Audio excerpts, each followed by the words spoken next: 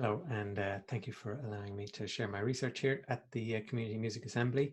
My name is Kevin McNally. I am a PhD candidate at the University of Limerick, and my research focuses on the community gamelan orchestra, gamelan being the tuned percussion tradition of Indonesia. And this particular community gamelan is in the southwest of Ireland, in a town called Skibbereen. And now I'm fascinated by the way that ensemble playing draws people into confederacies, not just with their fellow human players, but with the instruments and the spaces in which the experience takes place. My hunch is that the mutual tuning in that happens in the listening event is a model for ecological awareness. First, though, I want to critically examine what versions of community and what versions of ecology I am invoking. For this, I rely on the resonances between the work of community music scholar Lee Higgins and philosopher Timothy Morton, author of Ecology Without Nature. Morton believes that nature with a capital N has been a hindrance to truly ecological awareness because it is a kind of a reification of nature as something separate, disenchanted, and belonging to a prelapsarian past. Higgins detects a similar tone in expressions of community which contain, quote, romantic echoes of loss and recovery. Neither community nor nature are actually stable realms over there waiting for humans to access and apply meaning to them. Morton introduced the term subscendence, as the opposite of transcendence, to name the phenomenon of implosive holism, which means, simply put, that when it comes to concepts and categories, the whole is always less than the sum of its parts. Now, while this initially might seem counterintuitive, especially when dealing with a community music ensemble, there is a logic at work which has empathy at its root. Conventional holism, i.e. the whole is greater than the sum of its parts, treats individual parts as subsumed within the identity of the whole. The parts are considered mechanistic and therefore replaceable, and the identity is imposed from the top down. Consider the passage, humankind, quote, humankind is ontologically smaller than the humans who make it up. There is so much more that humans do other than be parts of humankind. Humans modify their bodies to change their gender and add electronic and decorative prostheses. Humans form relationships with non-humans. Humans contain non-humans, such as the microbiome. In a similar way, Higgins voices unease with the conservative connotations of community. The act of hospitality at the center of his formulation of community, quote, becomes a refusal of any interpretation of community that privileges gathering over dislocation. His equivalent of subscendence is community without unity. This version of community resists reification by keeping membership open to constant negotiation. The ecology in the community I yearn for is diverse and reciprocal. Just as we overflow the conceptual category of humankind, on a more local level, any definition of community must recognize that the individual members will overflow its boundaries, rendering them, those boundaries that is, open-ended and ragged. For Morton, all beings are strange strangers, because the more we know about them/us, the more uncanny they/we appear. Friend or enemy, cuddly bunny or COVID-19, we connect whether or not they fit into our received definitions of nature or community. Hospitality in the ecological sense, quote, depends on an uneasy sense of welcome. Who's going to show up through the door?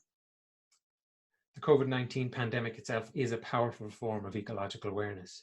It reminds us that indeed we are the world, but not in the happy, clappy Dr. Dolittle way. This is a terrifying and brutal form of global interconnectedness. Now, how might a sound epistemology break with harmful patterns of thought? Thinking and knowing through sound, what Stephen Feld calls acoustomology, is a pathway towards an understanding of our existence in which the unescapable relationality of everything is honored.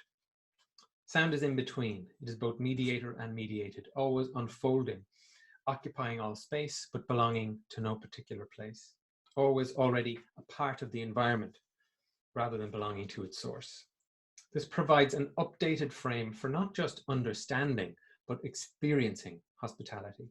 Indeed, closing our eyes and perceiving sonically, we can appreciate better that we are not a collection of bounded units whose clearly defined surfaces meet, but rather we are at various depths of entanglement in a murky ocean of noise. Morton believes that, quote, art provides a model for the kind of coexistence ecological ethics and politics wants to achieve, end quote. For me, ecological art does not just represent, but it induces the experience of the encounter with the other, in which boundaries of inside and outside are questioned. I often use group improvisation, and I see the role of the facilitator as setting the conditions under which the listening / performing / composing event can take place. Each member of the orchestra is a feedback loop with agency over the direction of the whole, yet no individual part exists separate from the rest.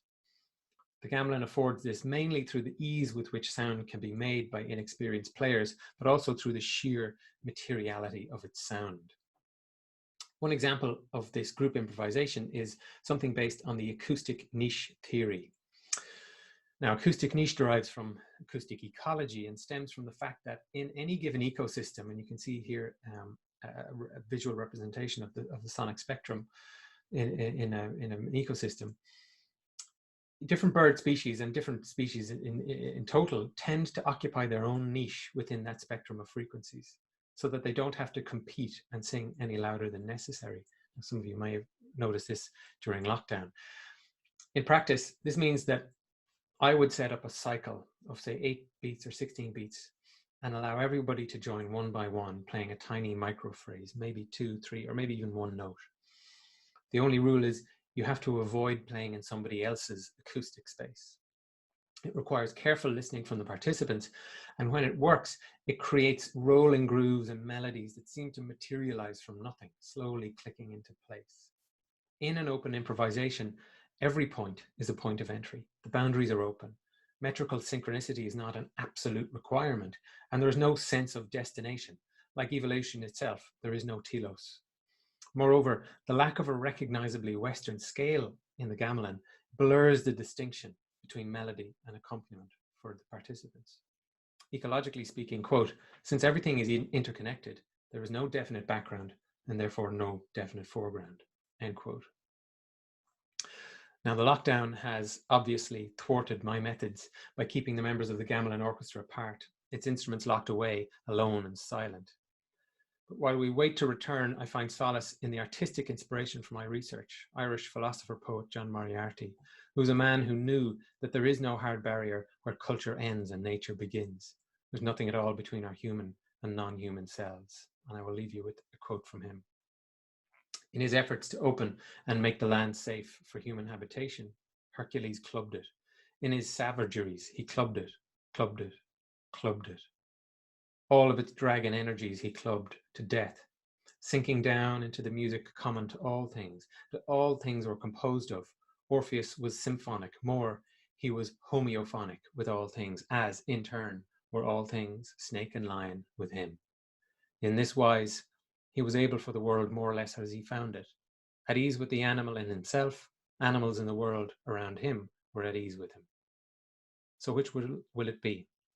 In Ireland, which will it be? Orpheus and his song, or Hercules and his club? Thank you.